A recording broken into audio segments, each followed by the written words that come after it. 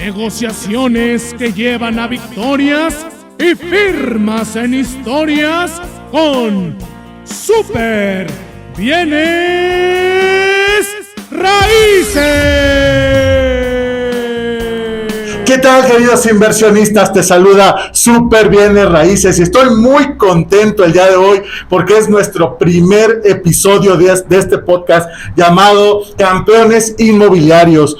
Hoy traemos un invitado especial y quiero decirte que todos los martes vamos a tener este tipo de episodios donde tú, inversionista, vas a poder tener información y vas a poder tener productos que van a llegar a ti de una forma asequible y sobre todo informada. Ese es el objetivo de este podcast. Y hoy tengo el gusto y el placer de estar con nuestro padrino invitado de lujo, un amigo mío, un compañero mío, gran persona, el maestro Pablo Herrera Nila. Pablo, ¿cómo estás? Un gusto verte, amigo. Bienvenido a este podcast de Campeones Inmobiliarios.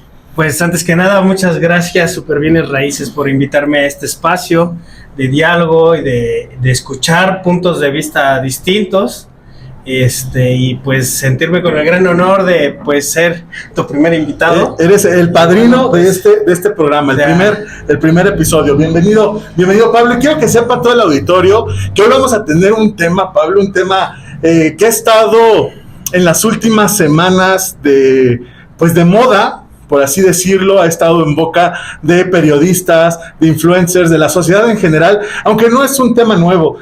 Vamos a hablar justamente de la gentrificación que vive esta hermosísima Ciudad de México. Y para que usted que nos ve, que nos escucha, quiero que sepa nada más lo que Pablo va a aportarnos en este podcast. Fíjense nada más, Pablo es investigador de datos referenciales urbanos, los cuales lo hace a través de una gestión externa de la Diputación Federal.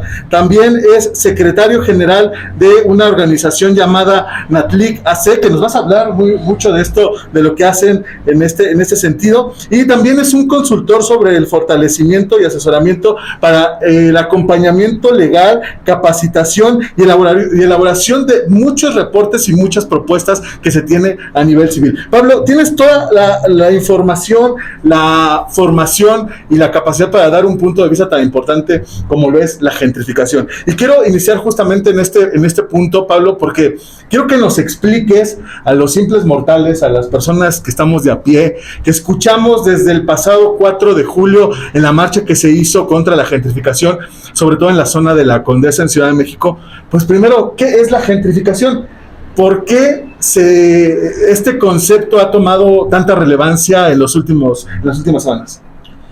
Pues bueno, la gentrificación pues es un suceso, un fenómeno social que bueno se genera a partir de varios cambios en la ciudad, en los espacios colectivos, y bueno, tiene diversas implicaciones sociales, económicas, ambientales y culturales, que bueno, a grandes rasgos pues son estos fenómenos donde donde hay esta venta de, por ejemplo, en el sector inmobiliario de departamentos, de vivienda, que pues se empiezan a ofertar a la clase media alta, ¿no? Y en este caso, pues creo que es más mediático porque se empieza a ver el sector extranjero. Okay.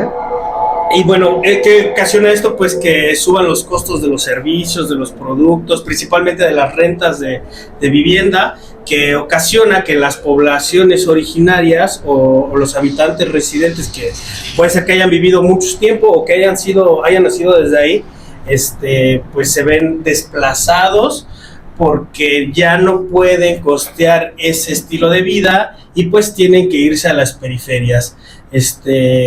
Y pues obviamente quienes absorben este espacio pues son los nuevos residentes, ¿no?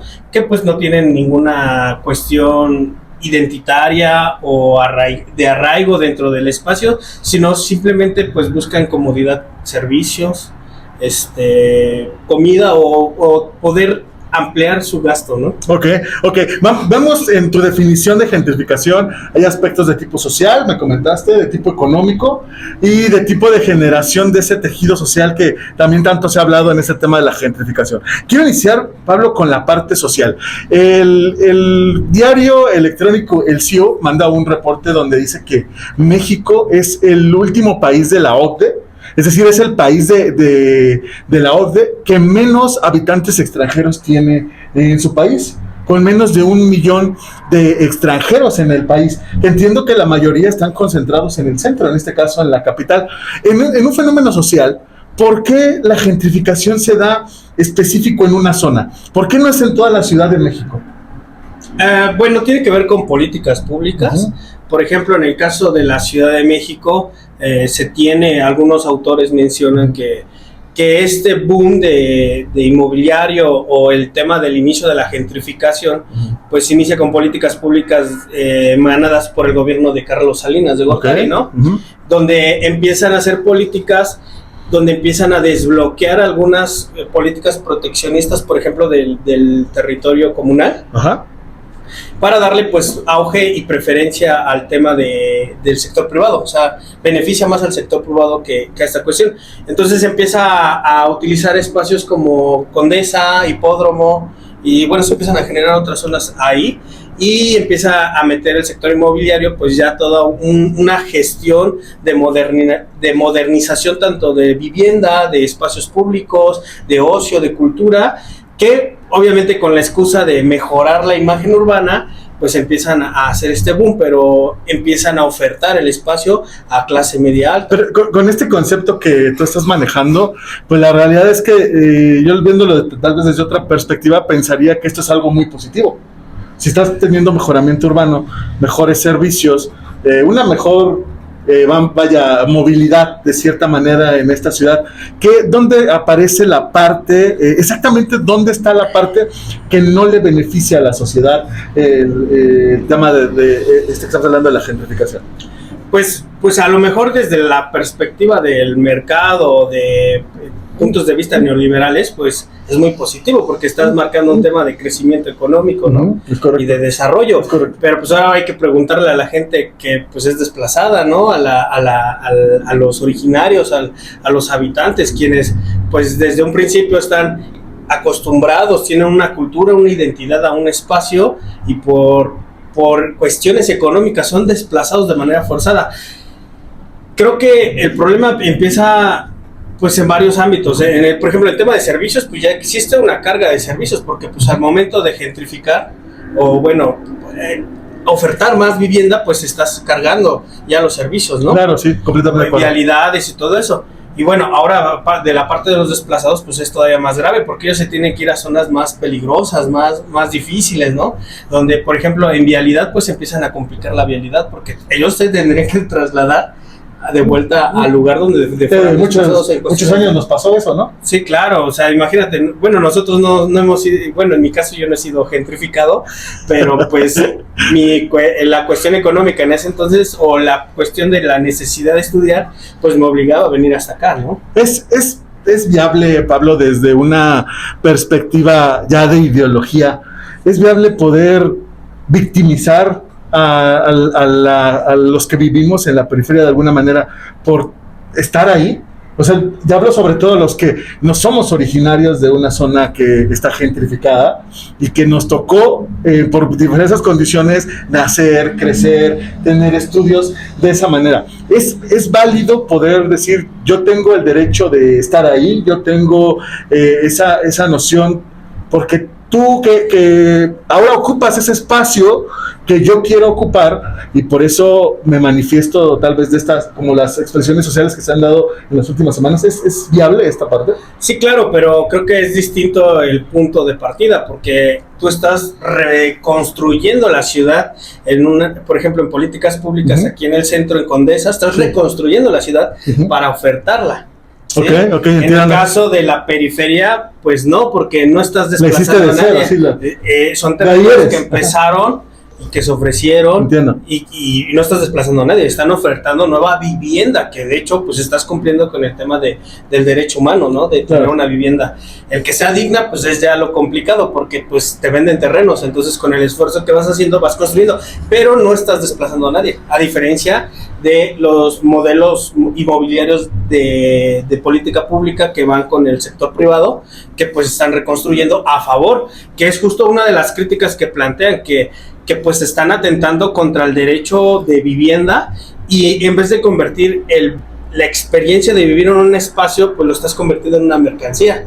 Esa es una diferencia, ¿no? Además, estoy completamente de acuerdo con lo que comentas, pero voy a cerrar el tema social para pasar a un tema económico que parece ser igual o peor de escabroso, porque hay muchas cosas que ahí van. ¿Has escuchado la frase que dice, el dinero no crece en los árboles? El desarrollo citrus patrimonial es la excepción a esta regla. El dinero sí crece en los árboles con citrus patrimonial.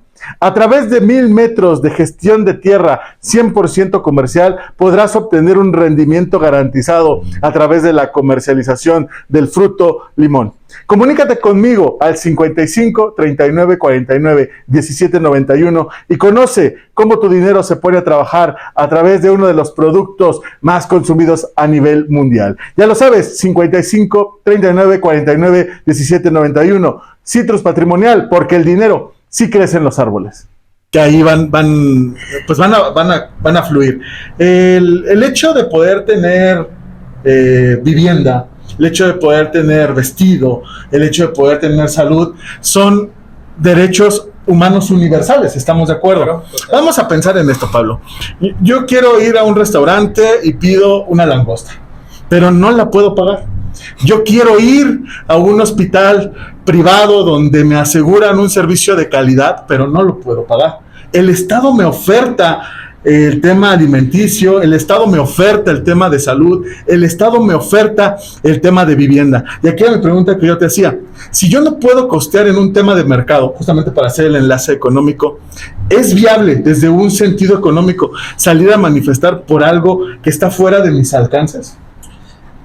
A lo mejor no es viable que salgas a manifestar por algo que está fuera de tu alcance, pero creo que sí es un derecho, más que en el sentido de exigir una vivienda de altos costos, yo creo que es un tema de igualdad, ¿no?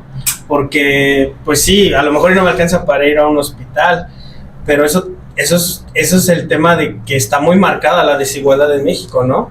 Y hay otros países donde pues no hay lucha de vivienda más cara o más barata, todos tienen el mismo acceso. ¿Cómo cuáles serían? Por ejemplo, Suiza, Finlandia, países europeos que obviamente tienen una tradición cultural, histórica, que se ha ido desarrollando. Nosotros somos un país prácticamente joven en comparación de esos países. Claro. Sin embargo, pues ahí está la muestra, que es una cuestión de desigualdad, no tanto de si me alcanza o no me alcanza, ¿no? Claro. Entonces eso tiene que ver desde políticas públicas, también desde los intereses del sector privado, que pues marcan esta desigualdad. Entonces, pues, si a mí no me alcanza, pues me tengo que aguantar, ¿no? Claro. Pero también tengo que ver la perspectiva de exigencia que sea lógica, ¿no? Completamente de acuerdo. Esa creo que es la clave en la lógica de exigencia entre un conjunto de situaciones que va entre lo social y justamente lo que vamos a hablar en un tema económico. Muchos especialistas, sobre todo los especialistas inmobiliarios, comentan que la gentrificación no se da por el extranjero como tal, que es sobre todo una de las banderas que salen en estas marchas, ¿no? Yo he visto pancartas que dicen gringos fuera o extranjeros fuera, y no necesariamente se da de esa manera, sino se da por una falta de oferta ante algo de necesidad primaria como lo es la vivienda. Hoy México, nada más para que te des una idea, Pablo, México tiene un déficit de 800,000 viviendas de construcción para cubrir su demanda actual. Es brutal. Y en un tema económico, tú sabes perfectamente que el mercado se mueve bajo oferta o demanda. Si no hay una oferta y hay una demanda muy alta, es evidente y es muy claro que el precio se va a encarecer, va a ser más costosa, y no solamente la vivienda, la vida como tal. ¿Qué pasa en el tema económico con la gentrificación? Por el hecho de ser, un inversionista dar su brazo a torcer, y te lo quiero explicar con un ejemplo. Pensemos que hoy, Pablo, tú haces una inversión en un departamento en X zona, de esas de las que están gentrificadas, o las que decimos que están gentrificadas. Tú arriesgas tu capital bajo una hipoteca, tú arriesgas tu patrimonio para poder tener esta vivienda y poder de alguna manera hacer un negocio inmobiliario, como lo puede ser un arrendamiento.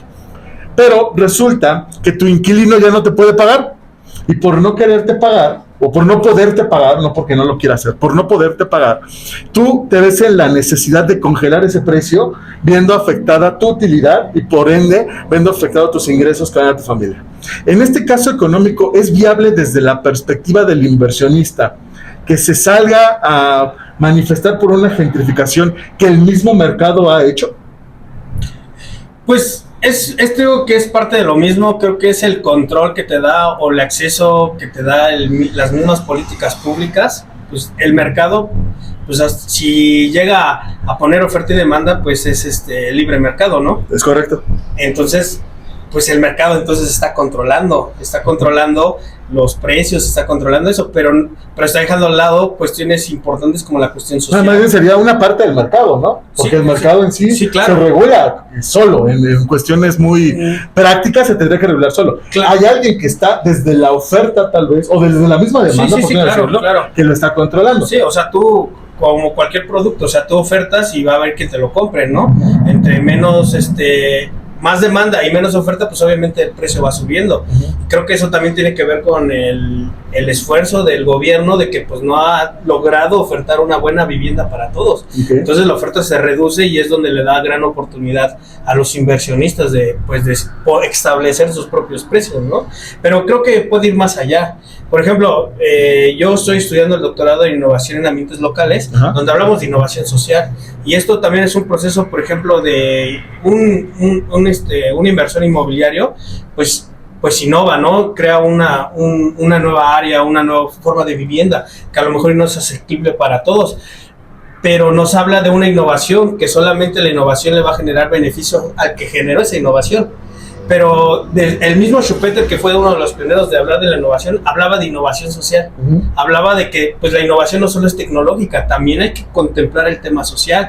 ¿Por qué no aplicarlo también en estos procesos de mercado? O sea, ¿por qué dejar de lado la cuestión social? O sea, no está mal que se oferten o que el inmobiliario genere ese desarrollo. Lo que está mal es que absorba todo.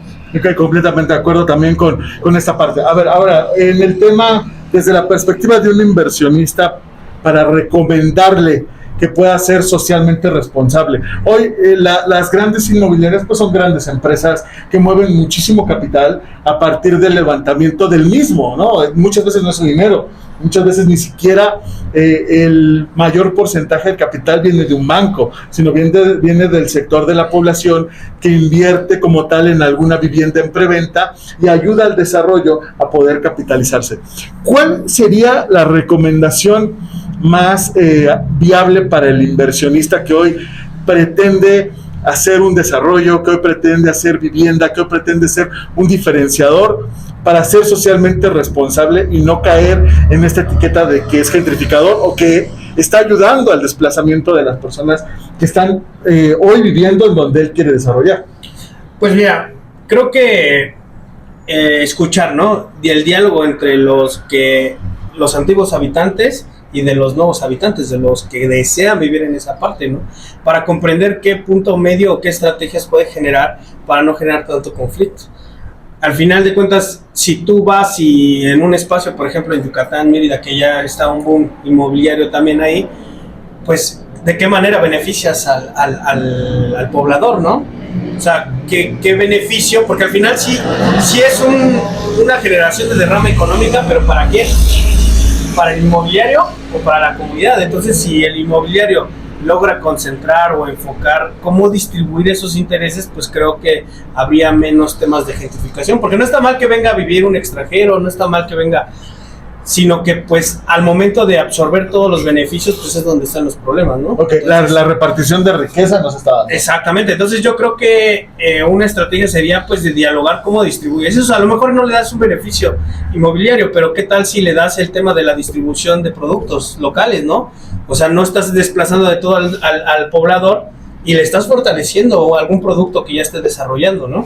Y entonces lo fortaleces, le inviertes. Incentivar el consumo local, que sería algo viable para... Incentivar no solo el consumo local, sino profesionalizarlo, porque no es lo mismo un changarro que un producto, porque también esa nueva gente que llegue, pues va a llegar con exigencias de un producto de calidad, ¿no? Sí, claro, claro. Entonces, a veces las comunidades, por usos y costumbres, pues desarrollan un producto que a veces les falta, pues, calidad, certificaciones. Entonces, en eso puede ayudar el sector inmobiliario. Entonces, fortalece no solamente la cuestión de vivienda, sino fortalece toda una región. Yo he visto de propia mano, Pablo, y tal vez también recordarás algunos casos, en donde, sobre todo cuando se dio los temas de los ejidos, a muchos ejidatarios los invitaron a participar en proyectos inmobiliarios, que fueran partícipes activos como inversionistas principales y que se vieran de primera mano beneficiados de ese aspecto.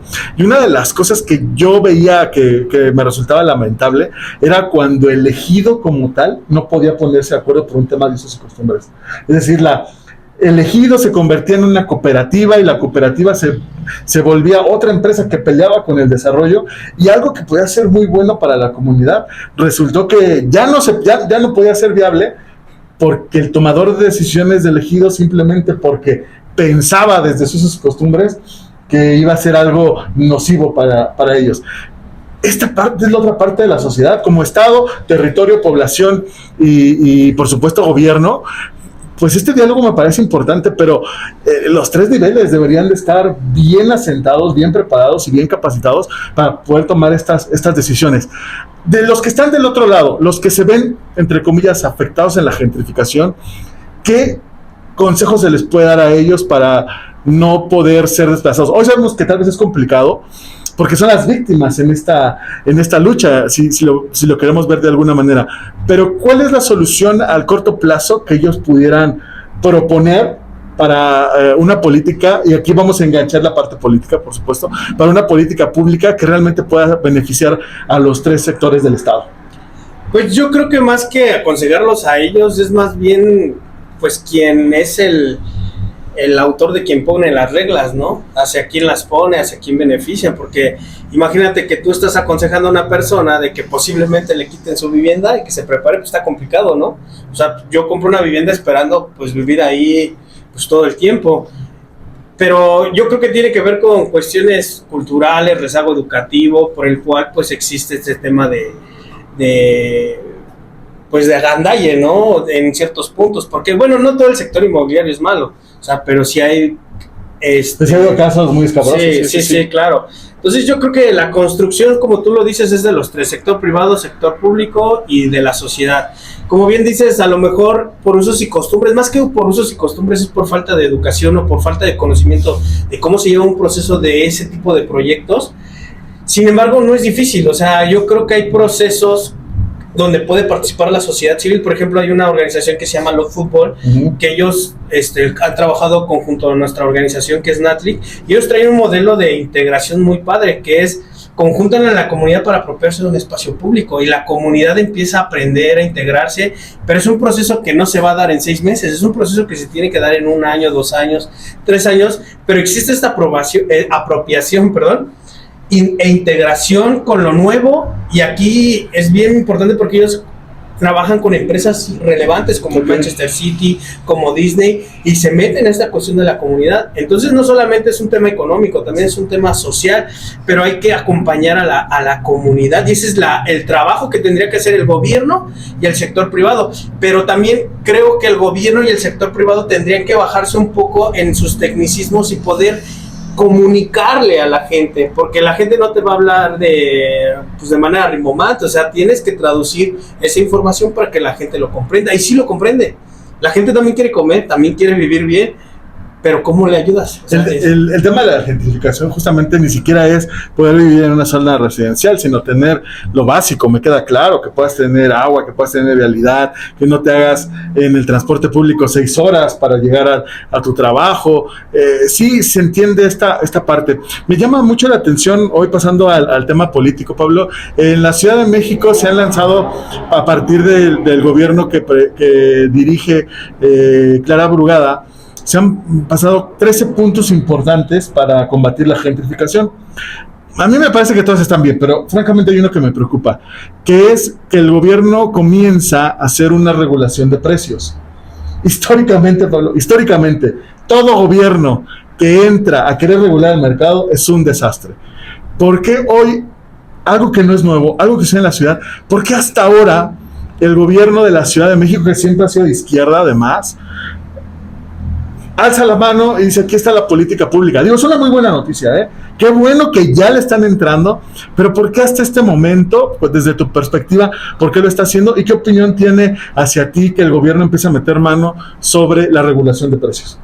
Pues creo que viene más bien con su idealismo, con su enfoque de la cuarta transformación, porque no solamente es el tema de la gentrificación, ellos están buscando el tema de la soberanía. Por ejemplo, en el tema de la energía, pues han recuperado terreno y le han quitado al sector privado control, igual que en el petróleo y en otras áreas, ¿no? Correcto. Y creo que no está mal porque ya había un abuso constante y controlador del mercado, ¿no? ¿Tu sueño es vivir en playa, tener una casa vacacional, una casa de descanso o simplemente una casa de retiro? El Desarrollo Punta Clara te invita a conocer esta majestuosidad del mar ubicado en el puerto de Santa Clara. A únicamente 8 minutos del mar podrás disfrutar de su club de playa con únicamente 393 lotes en un fraccionamiento. Comunícate con nosotros para conocer más sobre las bondades que te brinda el estado de Yucatán y las bondades que te brinda Punta Clara. 55 39 49 17 91 es el número para los inversionistas exitosos. Comunícate conmigo, Desarrollo Punta Clara, ¿no? Donde el mercado ya imponía sus propias políticas. Y creo que es esa recuperación del control nacional, ¿no? Y tiene que ver con esto porque la gentrificación se está viendo también como un tema del extranjero que está empujando, ¿no? Es más un tema, un tema de nacionalismo, parecería. Hay que enfocarlo bien, eso sí, queremos ser muy claros, porque esta parte de fuera el gringo, la verdad es que a mí me genera algo que tal vez estemos cayendo en lo mismo, ¿no? Sí. Pero sí coincido que la política tiene que ser muy clara. Regresando a mi pregunta sobre el que el gobierno le ponga, ya meta la mano en un tema de mercado, ¿no será peligroso? Sí, justo eso es a lo que te iba a explicar. Pues creo que todo es peligroso, ¿no? O sea, también si dejamos que el mercado juegue, pues al final termina beneficiando a unos cuantos, ¿no? Para eso creo que está el gobierno, para controlar ciertas cosas. Lo peligroso estaría si él controla todo. Si él llega a controlar todo, pues está amarrando y está dando sí al mercado que genera ciertos beneficios, bueno, grandes beneficios a la sociedad, ahí sería lo peligroso. Pero si hace ciertos ajustes de manera clara que no lastime a todos, porque si llega y lastima al sector inmobiliario, pues le está pegando también una parte importante de la economía, ¿no? Pero también si deja que el sector inmobiliario crezca, pues le está pegando al gran cúmulo de la sociedad, porque al final pues estás generando, por ejemplo, el tema de servicios, o sea, esos lugares son los preferidos para darle los mejores servicios. ¿Quién no quisiera vivir ahí, no? Pero nos está afectando, por ejemplo, a la periferia de la ciudad de México. ¿Y por qué esos servicios no llegan a la periferia? Por temas de política pública, por temas de compadrazgo, por temas de interés. Por ejemplo, el tema del agua, el tema hídrico, pues hay acuerdos que pues es llevar agua aquí a la Ciudad de México. Pero ¿por qué Iztapalapa no tiene agua? Sí, sí. ¿Por qué la Miguel Hidalgo? Entonces sí tienen agua y Iztapalapa no tiene agua cuando hay acuerdos para que las periferias surtan de agua a la Ciudad de México. Pero también ese boom de todos querer vivir en la ciudad, pues nos está afectando a nosotros que vivimos en la periferia, ¿no? Porque nos están quitando el agua para surtir a otro lado, ¿no? Hoy el gobierno federal, desde la cabeza de la doctora Claudia Sheinbaum, está haciendo políticas. O sea, no sé si las políticas sean buenas o malas, no lo sé, no soy un experto político, pero sí hay una buena noticia en todo esto. ¿Cuál es esa buena noticia? Pues que ya lo voltearon a ver. Hoy te decía, 800,000 viviendas de déficit a nivel nacional para cubrir una demanda. Este sexenio tiene como prioridad hacer 1 millón de viviendas asequibles. Hoy se ha reformado la ley del Infonavit para que pueda tener un poco mayor el control del gobierno, para que el Infonavit se convierta en un desarrollador de vivienda asequible. Insisto, eso no sé si sea bueno o malo, tendríamos que tener un experto en ese tema para poder definirlo, pero lo que sí es una buena noticia es que ya voltearon a ver el tema. Porque que muchas veces quedó abandonado. Hoy se hace política pública insisto, que va a mover algo. A final de cuentas va a mover algo. La buena noticia es que ya lo voltearon a ver. Y también la buena noticia es que vamos a tener vivienda asequible. Eso me queda claro. Algo que me preocupa aparte de la política es que en este control de precios nos dice Clara Brugada, jefa de gobierno de la Ciudad de México, que van a topar los precios a 3 salarios mínimos. Esto reduce rentas de aproximadamente 3,000 pesos en zonas como la Cuauhtémoc, en zonas como justamente la misma Condesa, que son zonas de pues un alto nivel de gentrificación, si lo vemos así. Considero que en la parte de la política pública podemos tener un check, pero hay que esperar resultados en este sentido. Como base de la política pública, ¿tú qué le dirías entonces al gobierno que tendría, cuál sería la sugerencia hacia el gobierno para acelerar lo que ya está planteando en estos momentos? Pues más que para acelerar, que tenga cuidado que no sea solamente una política momentánea. Eso sí, por el tema de pues que es de urgente resolución el tema que se está generando por las marchas y por una organización, ¿no?, que hay con el extranjero, cuando en realidad pues no, siempre ha habido extranjeros acá, ¿no? Yo creo que más bien que analicen bien la política y que creen procesos de construcción de colectividad, de cohesión social, porque bueno, pues yo creo que el problema va a estar en que pues metas a clase media alta y que metas a toda, y eso está bien, pero ¿cómo haces para construir unidad, cohesión, para que no exista esta división y esta segregación? Porque al final va a ser una segregación. Exactamente. Entonces, ¿cómo vas a hacer para que la gente se apropie, se identifique del espacio? Creo que ese es el gran reto. Porque sí, o sea, tampoco es generar vivienda por generar vivienda, porque puedes generar también un problema social si no lo mides bien. Sí, que además existen en zonas, por ejemplo, como Zumpango, donde hay vivienda abandonada, ¿no? Que termina siendo para cometer otros delitos. No, creo que ese es un efecto de las malas políticas públicas que solamente han beneficiado al sector privado, principalmente a la cuestión inmobiliaria, pero de mala fe. O sea, porque muchos que han sido desplazados se han ido desplazando evolutivamente en la Ciudad de México, porque se han ido empujando a vivir al Estado de México, pues ha visto una oportunidad para el sector inmobiliario, pero crean vivienda en lugares donde es muy complicado vivir, o sea, no hay servicios, no hay nada, y uno de los problemas, y creo que también afecta al desarrollo de los gobiernos, es que pues ya le dejan el problema. El gobierno le tiene que dar servicios, agua, seguridad, entonces ya no alcanza, entonces haces un boom de mucha gente que llega a vivir ahí, y entonces ya se vuelve un problema porque no está controlado. Entonces, sí, es cierto. Pasa este tipo de cosas de que la gente pues se va con la esperanza de una vivienda, pero no tiene los servicios, no tiene esto, pues termina abandonando. Entonces ya perdió dinero y tiene que buscar otro lado. Entonces, también eso creo que es un problema de la gentrificación, que a lo mejor ya desarrolló la zona, el espacio, la reconstruyó.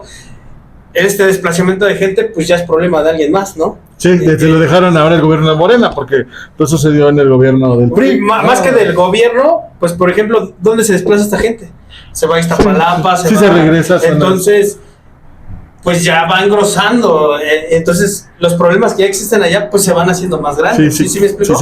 Sí, además estoy de acuerdo con eso. Y justamente era la parte que en la política pública se tiene que cuidar, de no hacer vivienda que se abandone, porque hay que recuperar esas viviendas, ¿no? Para dárselas a la gente que... y hacen bien. Lo hacen bien en hacer recuperación de una vivienda que ya no se utiliza, para poder volverla a ofertar, pero hay que tener mucho cuidado en que no se haga en viviendas que están reguladas, en viviendas que son de inversión. Hay que tener mucho cuidado en ese aspecto, porque esas tienen un dueño. Hoy hay mucha gente que les gusta, hay mucha gente que no, pero hoy, público, Pablo, todos los que nos ven y nos escuchan, hoy existe la propiedad privada. Y eso no hay que atentar contra la propiedad privada. Es un delito que pueda generarse grave. Pablo, quiero, antes de poder culminar tal vez con este tema, que nos hables un poco sobre esa labor que hacen en NATLIC. Gracias por corregir. En NATLIC. Entiendo que es una asociación de tipo civil que trabaja con algunas empresas de renombre, no solo en México, sino a nivel internacional. Y lo que sabemos, por parte de lo que nos explicas, es para poder recuperar espacios públicos en pro de la sociedad, de poder generar un tejido social de que hemos estado hablando, de poder darle a los más jóvenes, a la sociedad en general, yo creo que no solamente a los jóvenes, una segunda oportunidad, ¿no? Para poder generar un espacio de convivencia, de cultura, de deporte, que justamente refuerce el tejido social. ¿Qué tanta falta nos hace eso, Pablo? Reforzar el tejido social. unir de nueva cuenta a las familias, a la comunidad. ¿Qué hace Natlic en este aspecto? ¿Qué es? ¿Y cómo puede el auditorio pues ponerse en contacto con esta asociación si es que quisiera participar? Bueno, pues Natlic es una asociación civil vallechalquense, orgullosamente. Nosotros hemos colaborado con Love Football, como te lo he mencionado, es uno de nuestros aliados principales y él es el que tiene el tema de la recuperación del espacio público y creación de cohesión social. Él nos ha vinculado con empresas importantes como es Manchester City, Disney, una organización muy importante en Estados Unidos que se llama The Pincus Family Foundation, la WWE, muchas empresas del ámbito internacional. Creo que ese financiamiento y esa visión filantrópica que tienen esas empresas es muy importante, que es algo que le falta mucho a las empresas nacionales, ¿no? Pero bueno, ese financiamiento nos ayudó a nosotros como Natlic a desarrollar nuestro modelo de intervención social, que es el que nosotros tenemos, y logramos desarrollar un modelo que se llama el juego que inspira. Okay. El juego que inspira es enseñar a los niños y adolescentes diversos temas como valores, metas de vida, control de emociones, erradicación de violencia, drogadicción, etcétera. Problemas que existen en mi comunidad, ¿no? Bueno, problemas y faltas, que falta como valores, ¿no? ¿Cómo lo hacemos? Utilizamos el juego y el deporte como una estrategia de enseñanza. Okay. Entonces nosotros utilizamos rugby, fútbol, béisbol y diseñamos diversos juegos para poderles enseñar a los niños. Esta metodología la desarrollamos gracias a otras asociaciones que venían acompañadas con este financiamiento, como es de Sport Creative, Coaches Across Continent. Manchester City tiene una versión social que es Citizens Giving, quienes también traen una metodología de enseñanza. Entonces nosotros a través de esa experiencia desarrollamos este proyecto. Actualmente beneficiamos a más de 500 niños. Nos pueden encontrar en nuestras redes sociales de Natlic. Ya escriben y ahí nos encuentran. ¿Natlic en Facebook? En Facebook, Instagram, Twitter, y bueno, Next creo que también, bueno, por ser sociedad civil luego no tenemos tanto control en el tema de comunicaciones, pero bueno, hemos logrado impactar en el tema de cambiarles la visión a los niños. Ahorita escribimos un capítulo de un libro que se llama Facetas e Innovación en Ambientes Locales, donde escribimos que a través del deporte podemos introyectar valores, principalmente a través del rugby, ¿no? Y bueno, en este libro pues se muestra esa parte de lo que hemos generado nosotros como impacto, pero lo más importante es que hemos visto que la participación de la sociedad civil, del sector privado, del gobierno, porque también hemos dialogado con el gobierno, porque hemos recuperado 5 espacios nada más públicos. Para que te den los permisos tienes que dialogar con ellos. Pero también es importante su participación. Sí, por supuesto. ¿No? Porque ellos son los que validan ciertas cosas, pero lo más importante, la conexión con la comunidad. ¿Cómo integras todo ese cúmulo? Entonces la sociedad civil se vuelve un intermediario, una conexión que es muy importante, que creo que en el sector inmobiliario pues las organizaciones de la sociedad civil creo que serían fundamentales para hacer esta conexión entre el gobierno, el sector inmobiliario y la sociedad, ¿no? Los residentes. Entonces nosotros logramos hacer ese tipo de proyectos. Ahorita estamos empujando el juego que inspira para meterlo en telesecundarias, en secundarias, porque vemos que es el momento exacto donde el niño como que empieza a tener dudas sobre el camino de su vida, ¿no? Entonces, ¿es a partir de qué edad pueden entrar estos niños? Tenemos niños desde 5 años hasta 15 años. Máximo? 15 años, hemos tenido gente hasta de 18 y se vuelven entrenadores, porque también a los entrenadores nosotros los elegimos jóvenes de la comunidad, los capacitamos y les damos una visión de liderazgo para que ellos sean agentes de cambio. ¿Solamente es para la comunidad de Valle de Chalco este programa? Por el momento estamos en Valle de Chalco, pero hemos ido a platicar en diversas instituciones. Por ejemplo, apenas fui a la Anáhuac, a un congreso internacional.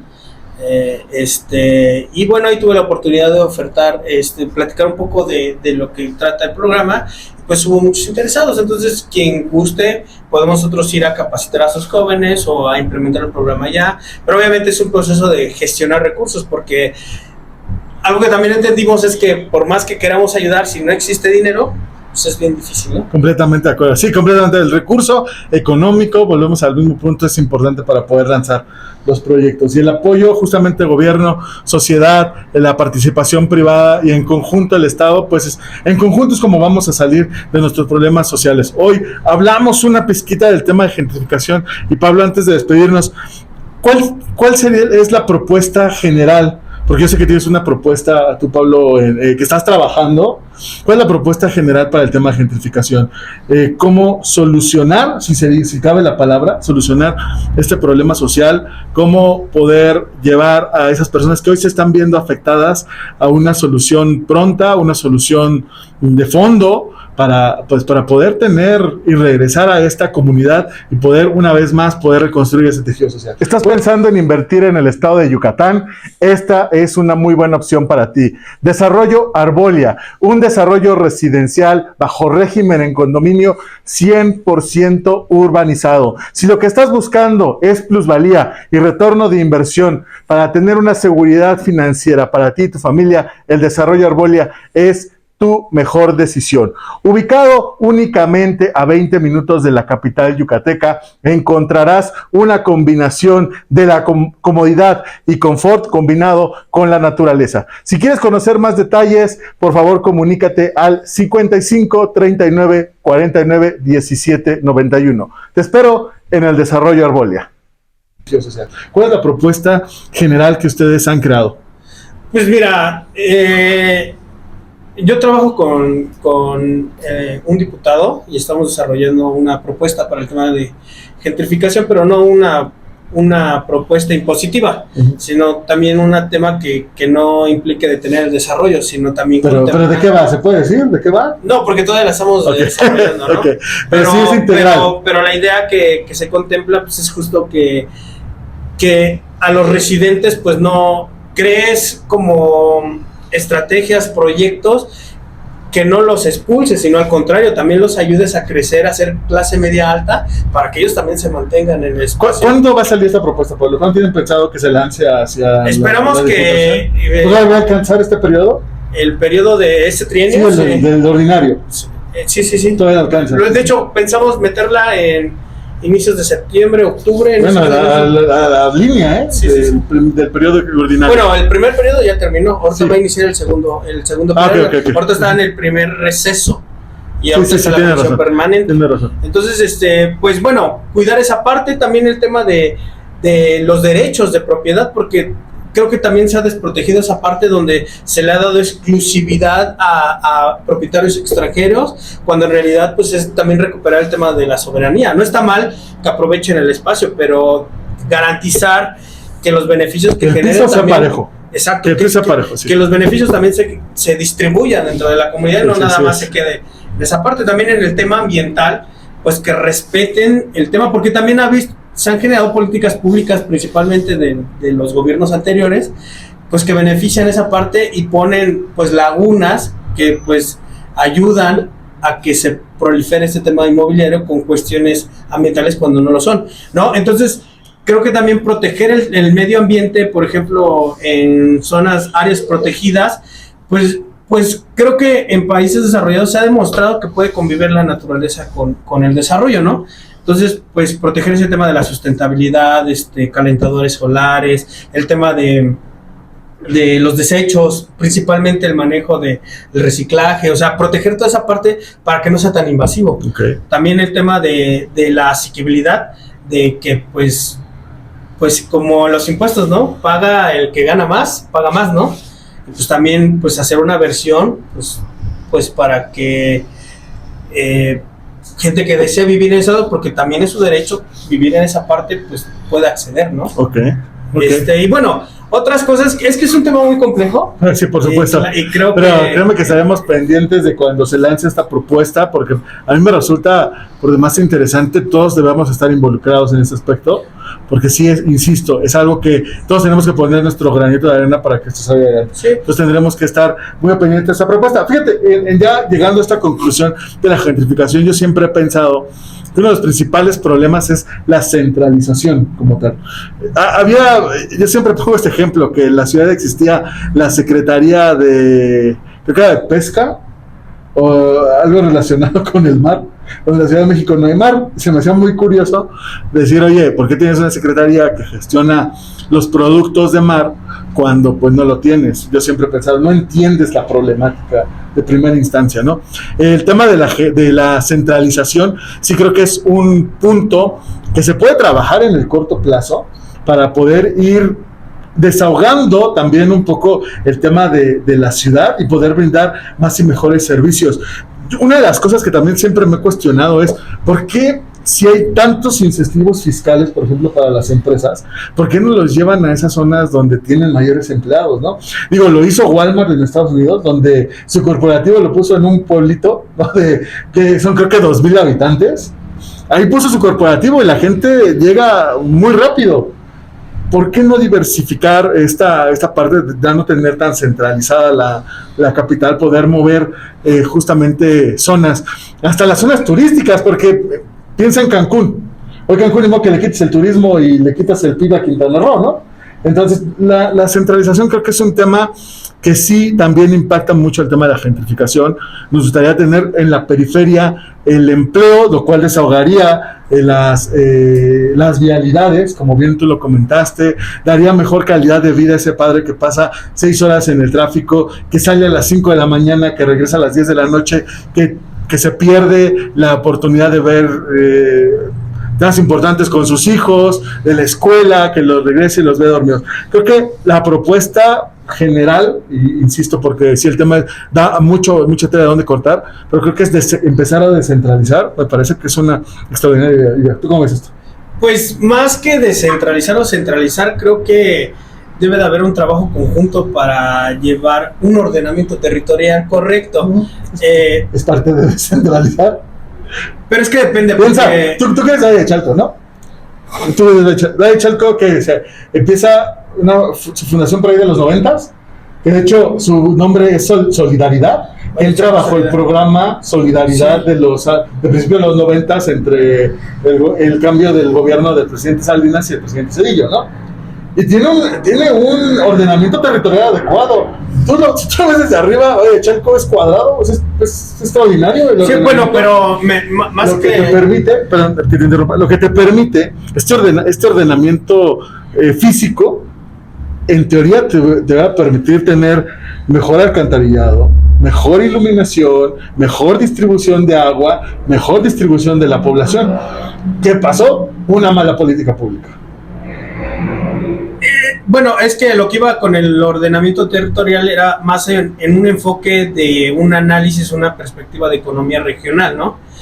Por ejemplo, existen modelos como la clusterización, Sí, ¿no? sí. Entonces creo que en un ordenamiento, la clusterización va determinando cómo se van desarrollando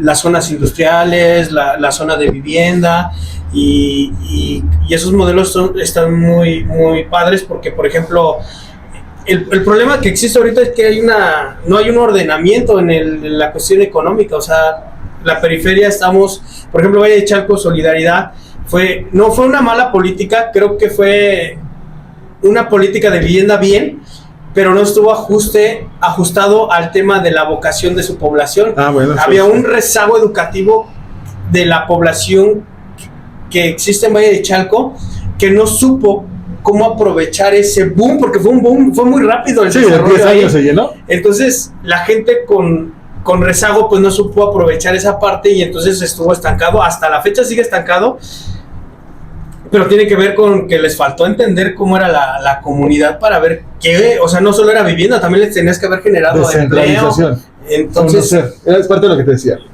Entender la problemática es parte o sea, es pieza fundamental de la solución. Sí, bueno. Si no entendemos esa problemática desde la centralización, desde un escritorio, hacer política no va a funcionar. Necesitas estar ahí. Pero no puedes hacer todo en el escritorio, necesitas también escuchar la parte, ¿no? Justo lo que te digo, no se puede hacer la política desde el escritorio. Es justamente lo que te trato de decir. Tú tienes que conocer la problemática. Por eso el ejemplo burdo que ponía, Secretaría de Pesca en la Ciudad de México, oye, ¿cuándo has salido a pescar una trucha? O sea, no se entiende del todo la problemática para poder hacer una política. Pablo, me gustaría tener más tiempo platicando contigo. Tenemos estas sesiones más cortas. Me dio muchísimo gusto poder verte, poder platicar de este tema tan interesante, la gentrificación. Muchas gracias por estar en nuestro primer episodio de este podcast Campeones Inmobiliarios. Espero que a todos ustedes les haya resultado justamente educativo esta participación. Hay muchos datos que tomar para tomar unas decisiones y sobre todo saber que existen zonas que ya cuentan de alguna manera con la parte de seguridad, con la parte de alineamientos. Hay que buscarlas, las hay. Es difícil poder salir de una parte donde hemos hecho vida, es difícil poder abandonarlo y no quiere decir que tengamos que abandonarlo como tal. Hoy hay propuestas muy ambiciosas para poder solucionar el tema gentrificador, que estoy seguro y tengo la confianza de que así va a ser. Pablo, nuevamente muchas gracias por estar aquí conmigo en Campeones Inmobiliarios. Espero que tengamos otra oportunidad de poder platicar a todo nuestro auditorio. Muchas gracias por ser el padrino de lujo. Ustedes que echar la bendición. Pues antes que nada de agradecerte por poder expresar algunos puntos de vista. Creo que 45 minutos o una hora es muy poco. No sé cuánto llevemos como tal, pero sí. Bueno, el tiempo que estamos dialogando en este espacio. En una semana, si no la podemos solucionar en un mes, va a ser complicado solucionarlo. Entonces, me gustó estar en tu espacio, creo que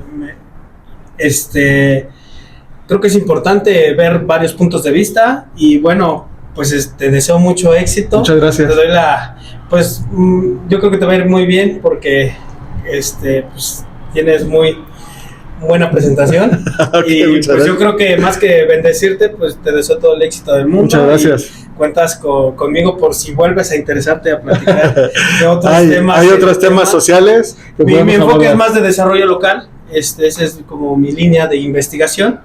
Y creo que desde ahí podemos abonar porque es una parte que la economía ha dejado mucho, pero hay estudios y hay casos de éxito que se ha demostrado un gran crecimiento y por encima del sector privado, bueno, de la visión de propiedad privada que ha tenido más éxito, más economía y más cohesión social. Pero bueno, son temas para otro momento, ¿no? Sería para otro espacio y con muchísimo gusto, Pablo, que vuelvas a estar con nosotros platicando de esto. Les agradecemos a todos ustedes que estén con nosotros, nuestro primer episodio, Campeones Inmobiliarios. Yo soy Super Bienes Raíces, nos vemos la siguiente semana.